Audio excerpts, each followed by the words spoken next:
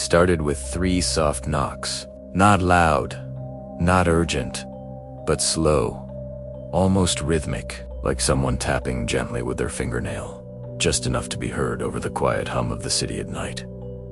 I wasn't expecting anyone. My social life is practically non-existent, and package deliveries always happen in the afternoon. Plus, nobody ever knocks on my apartment door after midnight. It's an unwritten rule in this building. I paused the movie I was halfway through, straining my ears. My apartment hallway is always silent after 10, almost too silent. You can hear a pin drop, the hum of the refrigerator from 2 doors down. I held my breath, waiting. Maybe it was just the building settling, or a neighbor coming home late and bumping the wall. Then it came again. 3 knocks, just as soft, just as deliberate as before. Ta-ta-pe. It sent a little shiver down my spine. This wasn't accidental. Someone was out there, wanting my attention. I got up from the couch, my bare feet cold on the hardwood floor.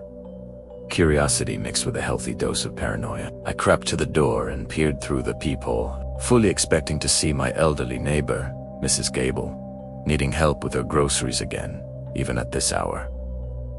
But it wasn't her. It was a woman. She was standing perfectly still, right in the center of the hallway. Her long, dark hair was like a curtain, covering half of her face. She wore a simple, thin white shirt that looked out of place in the chilly night air. Her feet were bare, and what was really strange was the faint, pulsating red glow reflecting off her silhouette, coming from the old exit sign flickering at the end of the hall. She didn't move a muscle. She didn't sway. I could uneven see the gentle rise and fall of her chest that would indicate she was breathing. She was like a statue, a forgotten mannequin left in the hallway. I felt a note of unease tighten in my stomach. Finally, I decided to break the silence. I called out, my voice a little louder than intended. "Can I help you?" For a moment, nothing. Then, her head tilted, just a fraction. A slow, unnatural movement. A whisper reached me, soft but clear through the solid wood of the door. "Please let me in. It's cold," but something was horribly, terribly wrong. The voice, it didn't sound like it came from a mouth, from the other side of the door. It sounded like it was right here, in the apartment with me, like someone was whispering directly into the air behind my shoulder. I spun around, my heart hammering against my ribs. Nothing. The apartment was empty.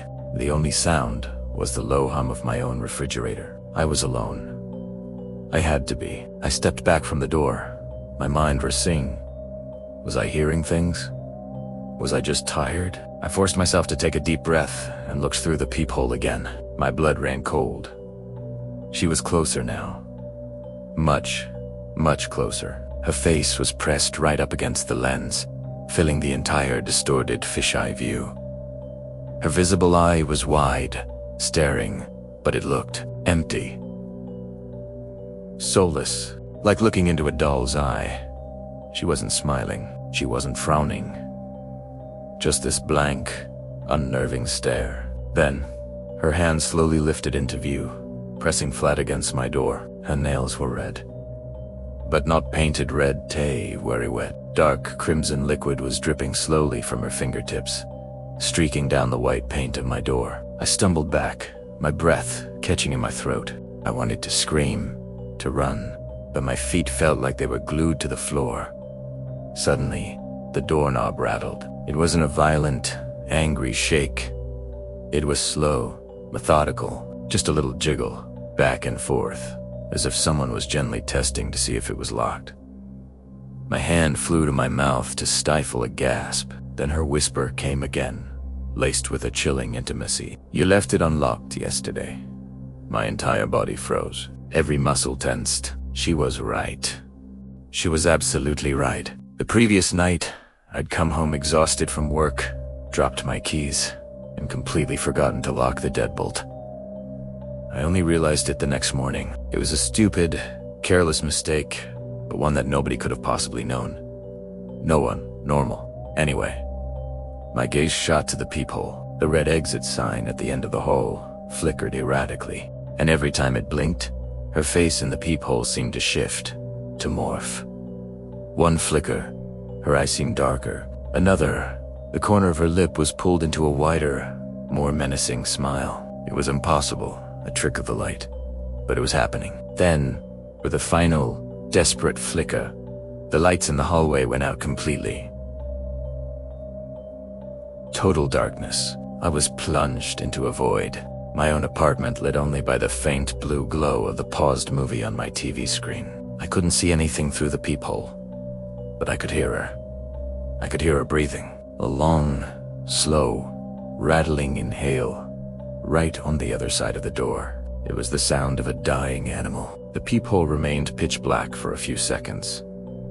Then, a dim red glow began to fill it, not from the exit sign. This glow was coming from within her, from her eyes. They were burning like hot coals in the darkness. "Let me inside!"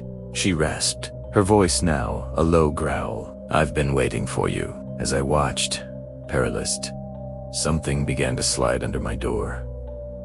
A shadow. It wasn't a normal shadow cast by light. It seemed to be a thing of its own. It was alive, stretching impossibly thin, like ink spilling across my floor. It formed into long, skeletal fingers that crept toward me. I scrambled backward, tripping over the rug, but the shadow didn't falter. It clung to the floor, instantly contorting to follow the exact shape of my feet as I moved. My panic finally broke through the paralysis. My phone. I had to call security, the police, anyone. I fumbled for my phone on the coffee table, my fingers trembling so badly I could barely unlock it. But before I could even dial the first number, the knocking started again. This time it wasn't soft, it was fast, hard, angry. Bam, bam, bam. The whole door shuddered in its frame. Then her whisper, a triumphant, mocking hiss that seemed to surround me. "You already opened the door. Don't you remember?" I looked down at my phone. The screen flickered a bright, bloody red and then went black, dead in my hand. It's been 2 nights since then. I haven't slept. Every night, at the exact same time, the knocking begins. 3 soft, patient taps. I've done everything I can think of. I had the superintendent change the locks. I bought cheap security cameras and pointed them at the door. But the footage is always just static during those crucial minutes. I even moved my heaviest dresser, a solid oak piece, right in front of the door. I thought I was safe. I thought I had sealed myself in. But last night, I finally drifted into an exhausted sleep, only to be jolted awake. You felt that? Warm, moist breath on my ear, and a familiar, terrible voice whispering from the darkness of my own bedroom. I'm already inside.